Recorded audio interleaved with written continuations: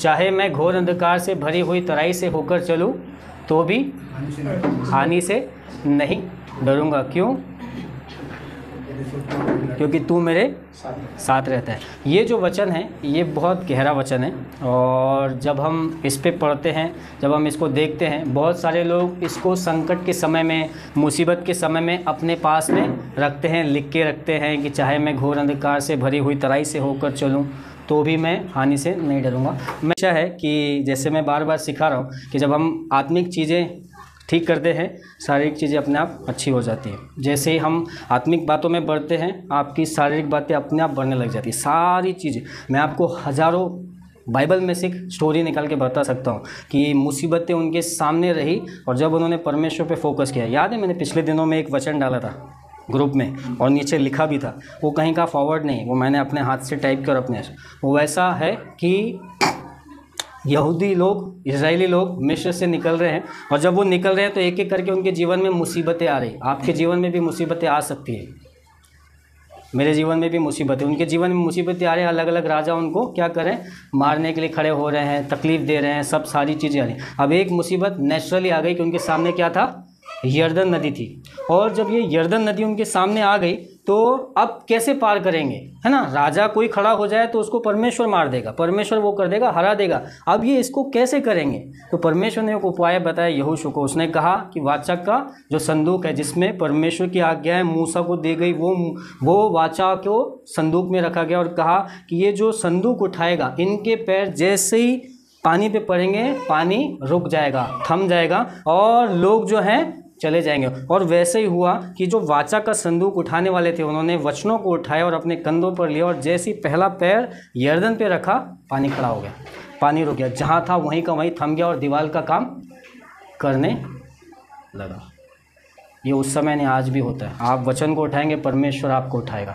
आप बाइबल को उठाएंगे, परमेश्वर आपको उठाएगा। आप वचनों पे विश्वास करेंगे, परमेश्वर आपको ऊंचा ऊंचा करता चलेगा। मैंने अपनी ज़िंदगी में, मैं क्यों जोश से गाना गा रहा था, क्योंकि मैं खाली हाथ आया था, परमेश्वर ने मुझे डबल आशीष दी। क्यों? क्योंकि मैंने उसके ऊपर भरोसा रखा। आज अगर मैं सीना ठोक के यहाँ पर कहता हूँ, प्रचार करता हूँ ना, तो उसका कारण यही है कि मैं खाली था, एकदम बेकार था, भागा हुआ था, भगोड़ा था, 3 बार घर से भागा था, लेकिन परमेश्वर ने मुझे स्थापित किया। और आप देख रहे हैं मेरी कैसे परमेश्वर ने समझ, परमेश्वर वही परमेश्वर आपको भी स्थापित करेगा। आप वचन को उठाओ, वचन आपको उठाएगा।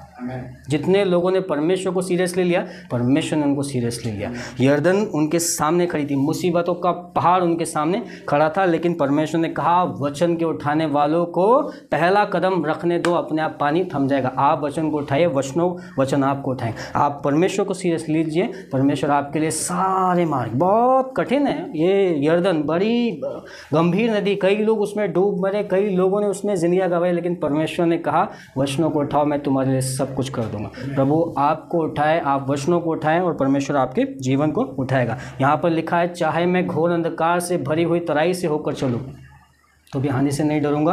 क्यों? क्योंकि तू मेरे साथ है।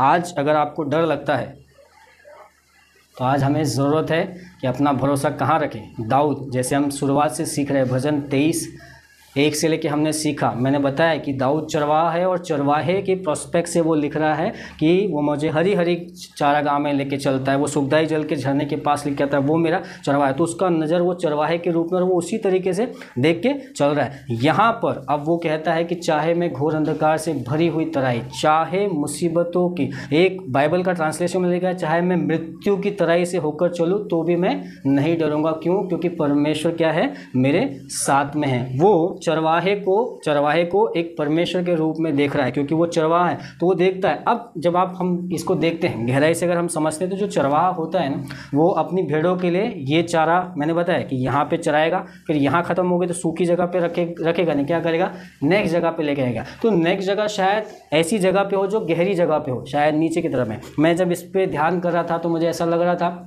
कि जब ये पहाड़ होते ना, पहाड़ ऐसे होते बराबर, एक के बाद एक ऐसे जुड़े हुए होते हैं, और ये यहाँ से कहीं से आप चढ़ेंगे पहाड़ पे, फिर ऊपर जाएंगे और फिर धीरे धीरे ये नीचे, फिर दूसरा पहाड़ का भी ऐसे। तो ये जो नीचे की जगह है, यहाँ पर अक्सर नदी बहती है, यहाँ पर अक्सर क्या होता है, सारी चीज़ें पहाड़ों का पानी रिसरता है। तो नीचे जो इसके आसपास होता है ये पूरा हरा भरा होता है, हरी हरी चारागाह में, तो चरवाहा वहाँ लेके जाता है। अब जब हम ये पहाड़ों का और ऐसा देखते हैं ना, कई बार आपने मूवी में देखा होगा कि पहाड़ इतने गहरे होते हैं कि वहाँ सूरज की किरणें भी नहीं जाती, तो अपने आप वहाँ पर क्या हो जाता है, अंधेरा हो जाता है। और दाऊद को पता है कि उसने अगर ऊपर चढ़ाया, ऊपर खत्म हो गई, अब वो नई जगह पे, तो उसको पता है वहाँ अगर वो, तो वहाँ पर वो अपनी भेड़ को लेके जा रहा है, तो वहाँ पर भी भेड़ जो है वो कह रहे कि चाहे मैं मृत्यु की तराई से या ऐसी तराई से जहाँ घोर अंधकार है, एकदम अंधेरा हो, जब मैं वहाँ से चलूँगा तो भी मैं डरूंगा नहीं। क्यों? क्योंकि तू क्या होता है, मेरे साथ में। चरवाहा अगर मेरे साथ में होगा तो मुझे किसी भी चीज़ का डर नहीं लगेगा। आपको और मुझे यही अपने मन के अंदर लेके आना है कि चरवाहा मेरे साथ में, मुझे डर नहीं लगेगा। अगर आज आपको डर लग रहा है किसी चीज़ का, होगा नहीं होगा, कैसे होगा, क्या होगा, मैं भी इंसान हूँ, आज मैं यहाँ खड़ा होकर बोल रहा हूँ, इसका ये मतलब नहीं कि मुझे डर नहीं लगता, मुझे परेशानी नहीं होती, मुझे तकलीफ मुझे भी होती है, लेकिन मैं जानता हूँ कि परमेश्वर क्या है, मेरे साथ में। जब हम ये बात अपने अंदर लेके आते हैं कि परमेश्वर मेरे साथ है, तो सारी चीज़ें क्या हो जाती है, ये हो जाती है ना। तो चाहे घोर अंधकार से, अब ये जो अंधकार है ये हमारे जीवन की समस्याएं हैं, ये हमारे जीवन की समस्या है। वो समस्या हो सकती है, आपकी तकलीफ़ हो सकती है, आपको बीमारी लग सकती है, आपका काम छूट सकता है, आप बड़ी मुश्किलों में आ सकते हैं। ये आम बात है, स्वर्ग की बात नहीं, ये आम बात है, जहाँ पर हमारा शरीर कभी बीमार भी पड़ सकता है, हमारी ज़रूरतें, वो ज़रूरतें बढ़ भी सकती है, जहाँ हमको पैसे की ज़रूरत हो, जहाँ पर हमारे पास में काम छूट जाए। बहुत सारे लोगों के पास काम नहीं होता है, तकलीफ़ें बहुत सारी, खाने के लिए तो बहुत सारी तकलीफ़ें होती है, और ये आम बात है, जहाँ पर होता ही होता है। लेकिन परमेश्वर के ऊपर जो भरोसा करता है उनके लिए सारी चीज़ें क्या होती है, भलाई को उत्पन्न करती है। परमेश्वर उनके साथ में बना रहता है, और मैं ही नहीं, आप में से हर एक जन गवाह है इन सारी चीज़ों का कि कैसे परमेश्वर आपके साथ साथ में रहा। जब आप मुसीबतों में रहें, जब आप तकलीफ़ों में रहें, वहाँ से परमेश्वर आपको बचाए। कई बार हम सोचते हैं ना, कुछ चीज़ें हमारे सर के ऊपर से जाती, बोला अरे यार ये तो मेरे बस के बाहर है, चलो मैं छोड़ ही देता हूँ, ख़त्म कर देता हूँ सब सारे। मैं आपको बताना चाहता हूँ कि जहाँ पर आप आशीषित हुए हैं, जहाँ जाकर, जहाँ जिन लोगों से मिलकर आप आशीषित हुए हैं, उन लोगों को कभी नहीं छोड़ना, उन लोगों को कभी नहीं छोड़ना। क्यों? क्योंकि उनके जीवन में आते ही हमारी ज़िंदगी बदली। उसके पहले तो हम क्या हो रहे थे, क्योंकि वहाँ परमेश्वर ने लेके आए, उसके पहले तो हम स्ट्रगल कर रहे थे, यहाँ से वहाँ ठोकर खा रहे थे, यहाँ से वहाँ वो कर रहे थे। उनके जीवन में आते ही परमेश्वर उनको लेके आया, और उनके आते ही हमारा जीवन क्या हो गया, बदलता चला गया। तो जब मैं इसको तोड़ रहा था, इस वचन को ना, तो कि गहराई में क्या है, तो मुझे ये मिला कि जैसे वो कह रहा है, चाहे मैं घोर अंधकार से भरी हुई तराई से होकर चलूँ। तो जब मैं इसको ये सोचता हूँ कि सोचो मेरा मंजिल जो है वो आगे है, परमेश्वर के पास जाना है, मेरी मंजिल कौन है, यीशु है, ठीक है, और एक रास्ता है जहाँ से मुझे जाना है, मुझे चलना है। दाऊद कह रहा है, चाहे मैं घोर अंधकार से भरी हुई तराई से चलूँ, चलना है, बसना नहीं है। मैं चलूँगा, बसूँगा नहीं। आप मुसीबतों से चलेंगे, मुसीबतों में बसेंगे नहीं।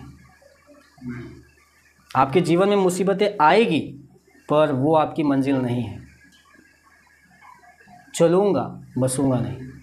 अपने पड़ोसी को कहो, मुसीबतों में मैं बसूँगा नहीं, मैं मुसीबतों में नहीं रहने वाला। हाँ, मैं चलूँगा, होएगी, प्रॉब्लम आएगी, पर मैं वहाँ बसूंगा नहीं। परमेश्वर मुझे वहाँ बसने नहीं देगा। आज जिस जगह पे आप हो, आपको ऐसा लग रहा है बहुत बड़ा है, लेकिन मैं घोषित करता हूँ यीशु के नाम से वहाँ से आप बाहर जाएंगे, यीशु के नाम से आप निकलेंगे, चलेंगे और आशीषित होंगे। ये चरवाहा था, चरवाहा से राजा बना, राजा बनकर वो ये लिख रहा है कि मैं चलूँगा, चाहे मैं चलूं। हो सकता है प्रॉब्लम, आज आपको प्रॉब्लम हो सकती है, हो सकता है कर जाए, लेकिन हमेशा नहीं रहेगा, परमेश्वर उससे बाहर निकालेगा। हो सकती है बीमारी, हो सकती है, मैं ये नहीं कह रहा कि नहीं होगी, हो सकती है, हो सकती है, हो सकती है, रह सकते हैं, पर वहाँ बसेंगे नहीं, वहाँ हम रहेंगे नहीं। ये हमेशा का नहीं रहेगा। मैंने ज़िंदगी में कई 22 साल से कई चीज़ों को देखा, बहुत सारी चीज़ें आई रही, मुझे ऐसा लगा रही यही सब कुछ है, लेकिन वो सब छूट गया, सब छूट गया। मैं वहाँ से छूट गया, आज़ाद हुआ और परमेश्वर की महिमा के लिए चल रहा हूँ, आप जहाँ कहीं पर भी, आप वहाँ कभी नहीं बसने वाले। नथिंग इज़ परमानेंट, कुछ भी आपके लिए हमेशा का नहीं। ये समय जो है जहाँ पर आप मुश्किलों में, मुसीबतों में आप चल सकते हैं, पर वहाँ बसेंगे नहीं। परमेश्वर आपको वहाँ पर बसने नहीं देगा। दाऊद कह रहा है मैं चलूँगा पर बसूंगा नहीं, मैं चलूँगा। हो सकता है प्रॉब्लम, उसको कितनी सारी प्रॉब्लम, उसको बेटे से प्रॉब्लम हुई, उसको किस किस चीज़ों से प्रॉब्लम है, इंसान था, बहुत तकलीफें हुई, बहुत तकलीफ हुई, लेकिन वो वहाँ पर बसा नहीं, वहाँ पर बसा नहीं। आप भी चल सकते हैं। आज शायद पैसा ना हो, मेरे जेब में भी पैसा नहीं है हमेशा नहीं रहेगा, दिन तो आएंगे।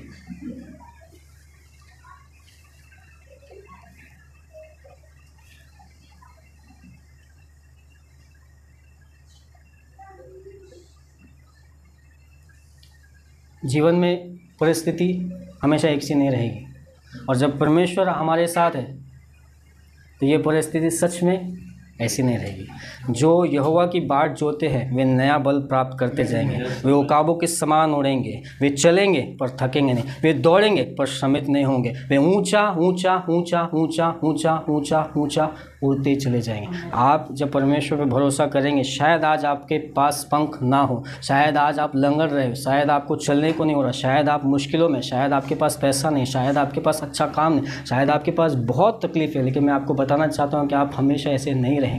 आप चलेंगे, यहाँ से निकलेंगे। मैं घोर अंधकार से भरी हुई तराई से चलूँगा पर वहाँ बसूँगा नहीं, परमेश्वर मुझे वहाँ बसने नहीं देगा। जिस भी परिस्थिति में आप हैं वो आप वहाँ से बाहर ही जाएंगे। अगर आप परमेश्वर पे भरोसा रखते हैं तो ऊंचाइयों पर चले जाएंगे, है ना। ये मुसीबतें हमेशा आती है, लेकिन ये मुसीबतें मुझे बेहतर करती है, मजबूत बनाती ये करती है। मैं पुराने समय में मैं पढ़ रहा था कि पुराने समय में लोग चेहरा कैसे देखते थे, पता है आपको? पानी में कुछ देखते थे जिनके पास, लेकिन पानी में भी अगर वो पानी घर में आप नदी में जाकर देख नहीं सकते, घर में ही देखना है, तो घर में वो पानी में देखने के लिए या पहले पीतल में, पीतल पहला धातु है जिसमें लोग क्या करते थे, चेहरा देखते थे। तो ये चेहरा देखने के लिए इस पीतल को क्या करते थे मालूम है? एक पेड़ पे बांधते थे, पीतल जो धातु है एक पेड़ पे बांधते थे और उसको पीटते थे, बहुत पीटते थे, पीटते थे पीटते थे पीटते थे, इतना पीटते थे कि जब तक कि वो एकदम पतला ना हो जाए। और पतला होने के बाद फिर उसको ऐसी धातुओं से घसा करते थे जिससे चेहरा दिखने लग जाए। और बहुत धातुओं से घसने के बाद फिर उसमें राजा लोगों के, अगर आप पुरानी कोई मूवी देखें जहाँ राजाओं का है, तो उनके यहाँ पर जो आईने लगेंगे वो पीतल के होंगे, सोना नहीं है, वो पीतल है। उसको पीट पीट के इतना पतला किया, घस घस के उसमें चेहरा दिखाई देने लगा। पीतल को पीट कर इतना बेहतर बनाया गया कि अब वो लोगों का चेहरा दिखा रहा है। आपकी और मेरी मुसीबतें भी मुझे इतनी बेहतर बनाती है कि लोग हमें देखकर अपने आप को सुधारेंगे। आप जिस भी परिस्थिति में आप व्यर्थ नहीं जाएंगे, परमेश्वर आपको क्या करेगा, बेहतर बनाएगा।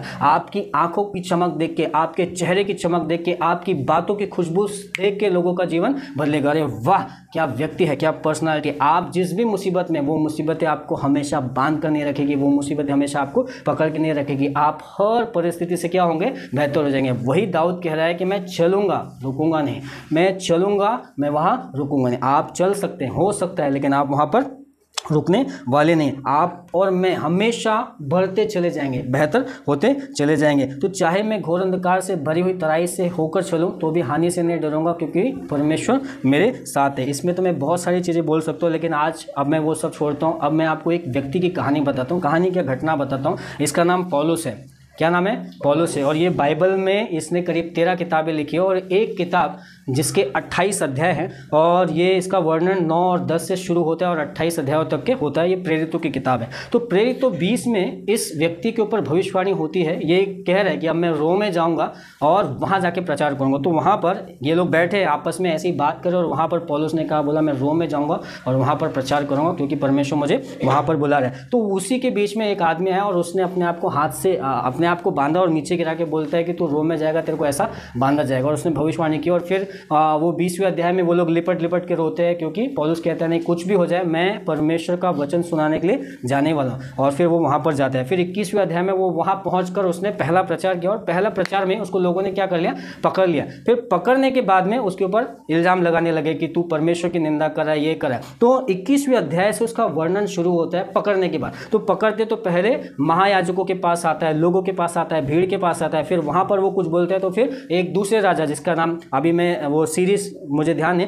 लेकिन एक दूसरे जिसका अग्रिप्पा बोलते हैं, फिर उसके बाद बोलता है फेलिक्स के पास भेजो, फिर उसके बाद, तो ऐसा कंटिन्यूसली एक के बाद एक के बाद एक के बाद इसके पास उसको भेजा जाता है कि उसने बोला मैं रोमी हूँ, तो बोला हाँ इसका फैसला तो रोमी सरकार करेगी, तो उसको अलग दूसरे सरकार के पास में, केसर के पास में, अलग अलग राजाओं के पास में, अधिपतियों के पास में उसको भेजा जाता है। और वो बार बार वहीं पर और एक जगह पे लिखा है 26 या 25 अध्याय में कि जब वो बात कर रहा है तो उसके हाथ में बंधन है, और बात करते करते लोग उससे इतने प्रभावित हुए, और फिर उसमें से कुछ महायाजक बोले अरे तेरे को अधिक विद्या ने पागल कर दिया। क्यों? क्योंकि वो गवाही देता है कि यीशु ने कैसे उसके जीवन को बदला, तो उसको महायाजक बोलते हैं कि अधिक विद्या ने तुझे पागल कर दिया। तो वो कहता है इन बेड़ियों को छोड़, मेरी तो यही दुआ है कि हर एक के अंदर यीशु अपना कार्य करे। और वो मैं जब पढ़ता हूँ तो मेरे को इतना अच्छा लगता है कि वो बेड़ियों में बंधा हुआ है और अलग अलग जगह पे गवाही दे रहा है। अब उसका ये जो था अलग अलग जगह पे गया, इसके पास गया तो इसने बोला उसके पास जाओ, उसके पास गया तो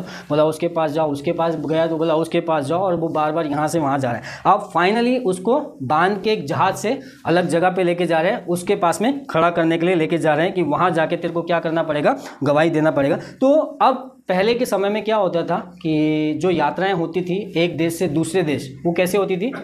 जहाज में होती थी। ठीक है, तो जहाज में, एक जहाज में सवार होता है, इस जहाज में 276 लोग हैं। आपको ये घटना प्रेरितों की किताब उसका 26, 27 और 28 में आपको ये मिलेगा, आप पढ़िए, बहुत अच्छी घटना है, ये सच्चा वचन है। अगर आप सच में कुछ करना चाहते हैं तो इन वचनों को पढ़िए, आपको मालूम पड़ेगा। मैं उसमें से कुछ कुछ वचन बताऊंगा। इस जहाज़ में 276 लोग हैं, उसमें से कुछ सूबेदार हैं, कुछ सरदार हैं जो रोमी हैं, सैनिक हैं वो है, फिर इसके साथ में कुछ और कैदी है जिनको बांध के लेके जाया जा रहा है। ये जहाज़ भी चलाते हैं, मतलब मदद करते हैं जहाज़ का चप्पू चलाने के लिए, क्योंकि जहाज़ ऐसा कोई मोटर नहीं था, पर उसको चप्पू विप्पू चला के ये करते हैं, ये वो भी मदद करते हैं, प्लस कैदी है। तो ऐसे 276 लोग, और 276 लोग अब ये जब निकलते हैं तो इनको 6-6 महीना लगता है। कितना महीना टाइम लगता है? 6-6 महीना लगता है। आज भी जहाज़ वैसे ही ना स्लो चलता है, 30-40 की स्पीड से या 60 की स्पीड से ज़्यादा चलता है। तो एक देश से दूसरे देश जाने के लिए तो उसमें इतना सामान उन्होंने रखा था खाने पीने का 6 महीने का, क्योंकि इतने सारे लोग हैं तो ये सामान उन्होंने रखा। और जब वो उसको छोड़ रहे थे तो उसी समय पौलुस ने बोला कि अरे देखो मुझे ऐसा लग रहा है कि ये जहाज़ में ना कुछ तो प्रॉब्लम हो जाएगा, विपत्ति आ जाएगी, तो ये जहाज़ को खोलो मत। लेकिन इन्होंने बोला कि नहीं हम खोलते ही हैं, और खोला। तो जब वो खोलते हैं तो जहाज़ में धीरे धीरे करके कुछ विपत्ति आती है। तो मैं पढ़ता हूँ उसका प्रेरितों 27 उसका 13 से लेके 20 तक के धीरे धीरे पढ़ते हैं। तो यहाँ पर लिखा है, जब कुछ दक्षिणी हवा बहने लगी तो यह समझकर कि हमारा अभिप्राय पूरा हो गया, लंगर उठाया और किनारा धरे हुए क्रेते के पास से जाने लगे। परंतु थोड़ी देर में जमीन की ओर से एक बड़ी आंधी उठी जो यूरकुलीन कहलाती है। जब आंधी जहाज पर लगी तो वह उसके सामने ठहर न सका, अतः हमने उसे बहने दिया और इसी तरह बहते चले गए। ये जहाज में है, और जहाज में अलग तरीके से जमीन की तरफ से क्या आई? आंधी आई। आंधी आई तो जहाज आंधी में ठहर नहीं सका, तो उन्होंने क्या किया? बहने दिया। जैसा हो रहा है चलने दें। आप आपके जीवन में हो, सब कुछ अच्छा चल रहा है, लेकिन ज़मीन से आंधी आएगी, बीमारी हो सकती है, कर्जा हो सकता है, काम छूटना हो सकता है, बहुत सारी चीज़ें हो सकती है। ज़मीन से कुछ भी आ सकता है। ज़मीन से एक आंधी आई और उसके सामने जहाज़ क्या हो गया? ठहर ना सका, और वो क्या होने लगा? बहने लगा, और वो लोग बहते बहते चले गए। तब कौदा नामक एक छोटे से टापू की आड़ में बहते हुए हमने कठिनाई से डोंगी को वश में कर लिया। फिर मल्लाहों ने उसे उठकर अनेक उपाय करके जहाज को नीचे से बांधा, और सुरतुस के चोर बालू पर टिक जाने के भय से पाल और सामान उतार कर बहते हुए चले गए। जब हमने आंधी से बहुत हिचकोले और धक्के खाए तो दूसरे दिन वह जहाज का माल फेंकने लगे, और तीसरे दिन उन्होंने अपने हाथों से जहाज का साथ सामान भी फेंक दिया। जब बहुत दिन तक सूर्य ना तारे दिखाई दिए और बड़ी आंधी चलती रही तो अंत में हमारे बचने की सारी आशा जाती रही। तो मुसीबतें कम नहीं हो रही। पहले तो आंधी आई तो उससे उन्होंने ये उठा दिया, बहते बहते कहीं चले गए। फिर वो आंधी रुक ही नहीं रही, वो बढ़ती चली जा रही है, बढ़ती चली जा रही है। तो उन्होंने क्या किया? अपने खाने पीने का सामान क्या करने लगे? फेंकने लगे कि जहाज़ क्या हो जाए, हल्का हो जाए। सोच लीजिए कई बार ऐसा होता है हमारी ज़िंदगी में कि कुछ जो चीज़ें हमारे बेहतर के लिए होती है, हमको वही चीज़ों को फेंकना पड़ता है, वही चीज़ों को दूर करना पड़ता है, वही चीज़ों के कारण हमको तकलीफ़ होती है ना। कई लोगों को हम बहुत चाहते हैं, ये हमारे भरोसे के लोग हैं, ये हमारे ख़ास लोग हैं, और वही लोग हमको प्रॉब्लम करते हैं। परमेश्वर कह रहा है फेंक दो, छोड़ दो ऐसे लोगों को जो आपको तकलीफ़ दे रहे हैं। उनके बारे में चिंता करने की ज़रूरत नहीं। कुछ रिश्तों को, कुछ बातों को, कुछ चीज़ों को, कुछ पैसों को फेंकना पड़ेगा, जान बचानी है। तो इन्होंने क्या किया, फेंकने लगे। बोला कुछ भी हो जाए अपने को क्या करना है, जान बचाना है। उन्होंने अपना खाने का सामान, क्या खाएंगे क्या पिएंगे कुछ नहीं, क्योंकि जान है तो सारा फेंकने लगा। फिर वहाँ पे साथ सामान का भी सामान था, वो भी क्या कर दिया, फेंक दिया। क्या फेंकने के लिए परमेश्वर कह रहा है आपको, कुछ कह रहा है, कुछ बातों को छोड़ने के लिए बोल रहा है, जिसको आप बहुत पकड़ के रखे, बोले ये खाएंगे नहीं तो जिएंगे कैसे। काम हो सकता है, अपने दोस्त हो सकते हैं, हाँ, बीवियाँ, पति, बच्चे सब रोके पड़ते हैं। एसी बंद करो, एसी कम करो।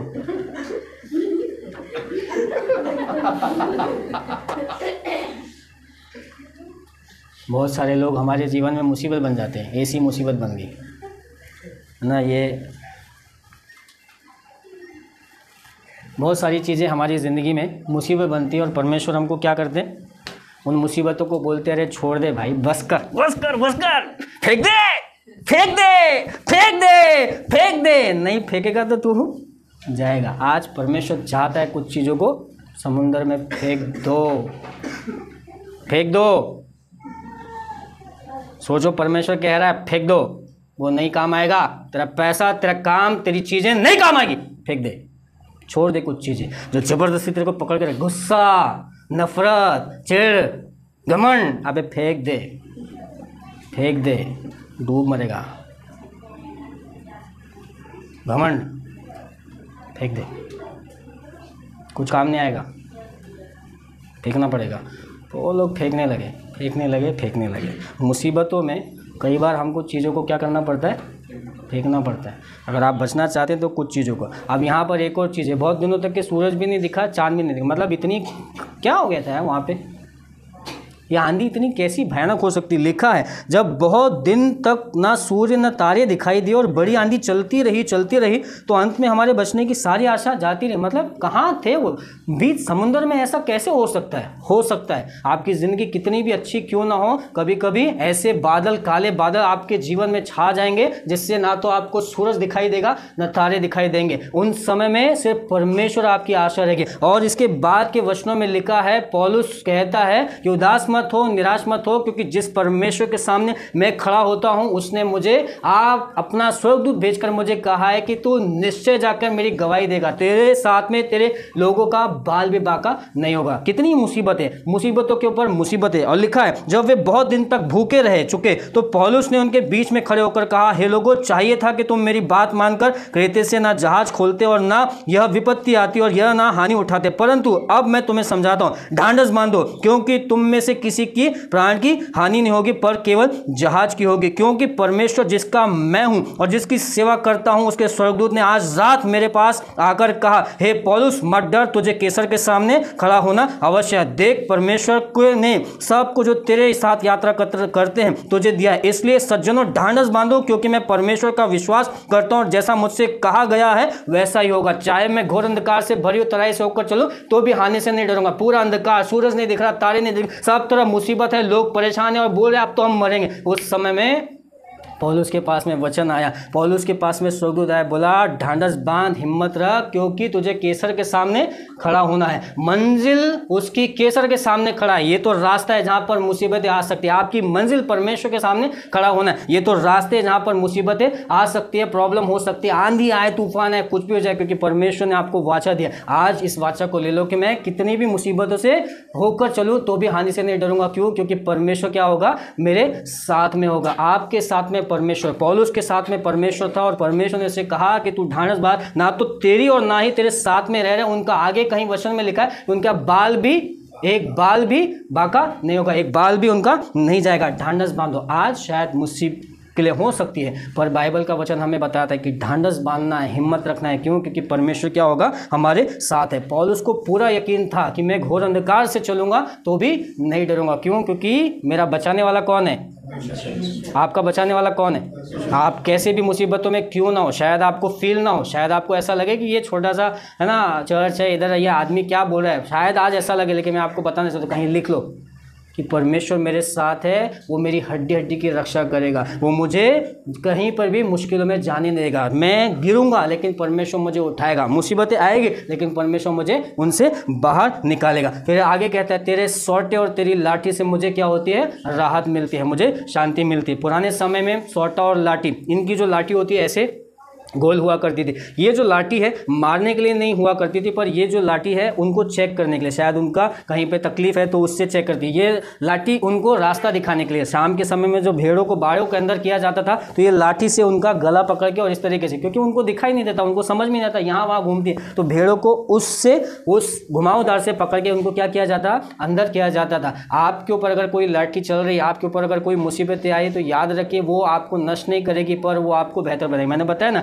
कि पीतल को पीट पीट कर क्या किया जाता है? दर्पण बनाया जाता है। आज आपके जीवन में जो भी समस्या है वो सारी समस्या आपका नष्ट नहीं करेगी, पर वो आपको क्या करेगी? दर्पण बनाएगी। तेरी सोटे और तेरी लाठी से क्या होती है? मुझे शांति मिलती है। अब ये तो हो गई मुसीबत, इनकी मुसीबतें खत्म नहीं, पौलुस की मुसीबतें खत्म नहीं। अगर आप उसको और आगे पढ़ते हैं तो यहाँ पर ऐसा लिखा है कि उन्होंने सारा सामान फेंक दिया। फिर हम आगे पढ़ते हैं, ऐसा लिखा जब भोर होने को था तब पौलुस ने उनसे यह कह के सबको भोजन करने के लिए समझाया, आज 14 दिन हुए हैं तुम आस देखते देखते भूखे रहे और कुछ भोजन ना किया, इसलिए तुम्हें समझाता हूं कि कुछ खा लो जिससे तुम्हारा बचाव हो, क्योंकि तुम में से किसी के सिर का एक बाल भी ना गिरेगा। पौलुस कह रहा है 14 दिन से उन लोगों ने क्या किया? खाना पीना छोड़ दिया। अरे भाई जान ही जाने वाली है, अब क्या खाना क्या पीना, पहले ही मरने के लिए है। लेकिन पौलुस कह रहा है कुछ खा लो, तुम चिंता मत करो, तुम्हारे सर का एक बाल भी बाका नहीं होगा। यह कहकर उसने रोटी लेकर सबके सामने परमेश्वर का धन्यवाद किया और तोड़कर खाने लगा। तब वे सब ढांढस बांधकर भोजन करने लगे और हम सब मिलकर जहाज में 276 जन थे। जब वे भोजन करके तृप्त हुए तो गेहूं को समुद्र में फेंक कर जहाज को हल्का करने लगा। जब दिन निकला तो उन्होंने उस देश को नहीं पहचाना, परंतु एक खाड़ी देखकर जिसका किनारा चौरस था यह विचार किया कि यदि हो सके तो इस पर जहाज को टिकाए। तब उन्होंने लंगरों को खोलकर समुद्र में छोड़ दिया और उसी समय पतवारों ने बंधन खोल दिया और हवा के सामने अगला पाल चढ़ाकर किनारे की ओर चले। परंतु दो समुद्र के संगम की जगह पड़कर उन्होंने जहाज को टिकाया और गल ही तो धक्का खाकर गड़ गई और टल न सकी, परंतु पिछाड़ी लहरों के बल से टूटने लगी। तब सैनिकों का यह विचार हुआ कि बंदियों को मार डालें, ऐसा ना हो कि कोई तैर कर निकल भागे। परंतु सूबेदार ने पौलुस को बचाने की इच्छा से उन्हें इस विचार से रोका और यह कहा कि जो तैर सकते हैं पहले कूदकर किनारे पर निकल जाए और बाकी कोई पटरों पर और कोई जहाज की अन्य वस्तुओं के सहारे निकल जाए। इस रीति से सब कोई भूमि पर बच निकले। समुद्र में आंधियां आई, वो रुके नहीं। उसके बाद वो दो समुद्र के बीच में जाके, दो जगह पे जाके जहाज वहां रुका और वहां जहाज क्या हो गया? टूट गया। तो सैनिकों ने लगा कि अब ये जो कैदी अगर ये भाग जाएंगे तो उनको सरकार को क्या जवाब देंगे, तो उन्होंने सोचा अब इनको यहाँ पर क्या कर देते? मार डालते। लेकिन सूबेदार वहां पर था, उसको पौलुस को बचाने का था, इसलिए उसने कहा नहीं ऐसा मत करो, मारो मत। जो तैर सकता है उसको तैर के जाने दो और जो किसी चीज का सहारा करके जा सकता है उसको सहारा करके जाने दो। और ऐसा करके वो लोग सारे के सारे कितने थे? 76 लोग कहाँ बच के निकल गए। अभी भी मुसीबत खत्म नहीं हुई। आपको क्या लगता है अभी खत्म हो गई? इसके आगे भी लिखा है। जब आप इसके आगे पढ़ते तो वहाँ पर लिखा है कि वो जगह पे गए, उस जगह पे गए तो वहाँ पर ठंड बहुत था, तो ठंड बहुत था तो उन्होंने क्या किया, आग लगाए। हम पढ़ते जब हम बच निकले तो पता चला कि यह माल्टा द्वीप कहलाता है। वहाँ के निवासियों ने हम पर अनोखी कृपा की है, क्योंकि मेघ बरसने के कारण ठंड थी, इसलिए उन्होंने आग सुगलाकर हम सबको ठहराया। जब पौलुस ने लकड़ियों को एक गट्ठा बटोरकर आग पर रखा तो एक सांप आंच पाकर निकला और उसके हाथ से लिपट गया। तब उन निवासियों ने सांप को उसके हाथ से लिपटे हुए देखा तो आपस में कहा, सचमुच यह मनुष्य हत्यारा है कि यद्यपि समुद्र से बच गया तो भी न्याय ने जीवित रहने ना दिया। अभी उसने क्या किया, समुद्र से तो बच गए, एक प्रॉब्लम से बचे हो ठंडी है, आग लगा के बेचारे बैठे हैं, तो वहाँ पर क्या हो गया, वो आग जैसे ही लगाया एक सांप आया और चिपक गया, डस भी लिया और चिपक भी गया। तो जितने लोग थे बोले ये तो सच्ची पापी है और हत्यारा है और क्या क्या उन्होंने क्या किया दिया उसको। आपकी मुसीबतों को देख के बहुत सारे लोग बोलेंगे इन्होंने ज़रूर कुछ तो बुरा कर्म किया है, इसलिए इनके साथ में ऐसा हो रहा है, इतनी प्रॉब्लम आ रही है, इतना तकलीफ़ों में। हो सकता है लोग बोलें, पौलुस को ऐसे ही बोल रहे हैं। लोगों को बोलने के लिए कुछ नहीं है भाई, मुंह दिया तो कुछ भी बकवास कर देते हैं। हाँ, तेरे कर्मों का फल है, वहाँ नहीं उधर नहीं मरा तो इधर मरेगा कैसे लोग हैं कैसे कैसे लोग होते हैं ना, बस बोले पड़े, बस बोला उधर नहीं मरा तो इधर मरने के लिए आ गया, लेकिन तू मरेगा। हो सकता है बहुत सारे लोग आपस में झगड़ते तो एक दूसरे को कोसते तेरा ऐसा हो, तेरा वैसा हो, तेरा ये हो, तेरा वो हो। कई बार बहुत सारे पास्टर लोगों को ऐसा कोसना मिलता है, मतलब हमको ऐसा बोल दिया, हमको ये कर दिया, हमको वो कर दिया। रात और दिन पास्टरों के पीछे लोग क्या होते लगे होते हैं, इसको ऐसे ही किया। हो सकता है ना, एक मुसीबत, एक जहाज़ पे आंधी आई, ये हुआ है ना, अभी तो सब अच्छा चल रहा था, अभी तो बच भी गए। अब बच गए तो ऐसा लगा कि अरे हम तो मतलब हाँ बच गए यार, पर उधर देखो एक गट्ठा निकाला, उसमें से सांप आके ये कर दिया। चलो सांप ने डांस दिया, ठीक है यार जाने दे। अब ये पब्लिक जो है ना, अल्लाह कैसा हत्यारा है, उधर नहीं मरा तो इधर भी बस। मतलब लोग कभी अगर लोग हमको ऐसा बोलते ना, वो कारण से हमारा अरे जाने दो, मैं मर ही जाऊँ तो अच्छा है। हम लोग कई बार ऐसा हो जाते हैं। यहाँ पर ये व्यक्ति मतलब इतनी सारी चीज़ों को देखा, उसने बोला है कि मेरे को परमेश्वर ने क्या किया है, दर्शन दिया है कि मैं केसर के सामने क्या होऊंगा, खड़ा होऊंगा। परमेश्वर आपको कह रहा है आप मुसीबतों से बाहर आएंगे, खड़े होंगे। इस वादे को अपने अंदर ले लो। अब सांप लटके, आंधी आए, तूफान आए, मुश्किलें आए, ध्यान रखो आप यीशु के सामने खड़े होंगे ही होंगे। आपको यीशु 2 गुना आशीष देगा। मैं खाली हाथ आया था पर परमेश्वर ने मुझे 2 गुना आशीष दिया। आप बीमारी में नहीं रहेंगे, कितना भी कुछ हो जाए, कितना भी कुछ हो जाए। अगर हम कोई पिक्चर लगाएं, उस पिक्चर में अपन आखिरी भाग देख लें कि आखिरी में ये जो है हीरो वो जीतता है और उसका सब कुछ बेहतर होता है। अब बीच में वो मरे, उसकी माँ मरे, उसका बाप मरे, कुछ भी मरे, कुछ भी हो जाए, अपन ने आखिरी देख लिया, क्या देखा है कि आखिरी में वो जीता ही है और अच्छा खुशी खुशी फैमिली के साथ में गाना गा के पिक्चर खत्म हुई। अब बीच में कुछ भी हो जाए। पौलुस ने अंत देखा था कि मैं खड़ा हूँगा। आपको मैं अंत बता रहा हूँ कि आप आशीषित होंगे। अपने पड़ोसी को बोलो मैं आशीषित की संतान हूँ, मैं आशीषित ही होऊंगा। मैं इधर मुसीबतों में चलूंगा पर उधर नहीं रहूंगा। वो आज है पर हमेशा नहीं रहेगी, क्योंकि मैंने पिक्चर का अंत देख लिया। अब यहाँ पर सांप भी ये हो गया, अब वो हो गए। पर आगे लिखा है, सचमुच यह मनुष्य हत्यारा है कि यद्यपि समुद्र से बच गया तो भी न्याय से जीवित रहने न दिया। और तब उसने सांप को आग में झटक दिया और उसे कुछ हानि नहीं, परंतु वे बाट जोते रहे कि वह सूझ जाएगा और एकाएक गिर के मर जाएगा। लोगों को ये भी मजा आता है प्रॉब्लम देखने में, मरेगा। हाँ मेरे को ऐसा बोला ना, देख रहा और मुझे से देखे बड़े पड़ोसी को देख रहे हैं, अपन ने इसको बताया, बोला देख ऐसा बोला था, देख ऐसा हो, देखो देखो देखो देखो, वो नहीं मरेगा, वो नहीं मरेगा, वो परमेश्वर का बच्चा है। आप परमेश्वर के बच्चे, कोई आपका कितना ही मजाक उड़ाए, कोई आपके ऊपर कितना ही हंसे, कोई आपको कितना ही कुछ बोले कि ये ऐसा ये ऐसा ये ऐसा, हिम्मत रखो, विश्वास रखो कि मैं परमेश्वर का बच्चा हूँ। उसने सांप को झटक दिया। लोग देख रहे हैं, मज़ा देखने के लिए बैठे, टक टक की अब तो जाने वाला है, अब तो जाने वाला, एकाएक इसका प्रॉब्लम आएगा और इसका काम जाएगा और ये बर्बाद हो जाएगा। बहुत सारे लोग आपके पीछे ऐसे ही बोला, एक दिन तो ये इतना जो घमंड कर रहा है ना, एक दिन तो जाने वाला है। मैं आपको बताना चाहता हूँ, प्रभु में घमंड करो कि मैं उसके वचनों पर चलता हूँ। 100 लोग मेरे खिलाफ हो, लेकिन परमेश्वर मेरे साथ है तो मुझे कुछ भी नहीं होगा। वो बना रहा, खड़ा रहा, बेहतर हुआ, मजबूत था। उसने बाइबल पढ़ा, पुराने नियम पढ़ा, नए नियम पढ़ा, सारी चीज़ों को, वचनों को उसने बाय हार्ट किया और उसको मालूम था कि कुछ भी हो जाए मैं केसर के सामने खड़ा हो जाऊंगा और खड़ा रहूंगा। उसने झटक दिया। अब आगे और कहानी है आगे।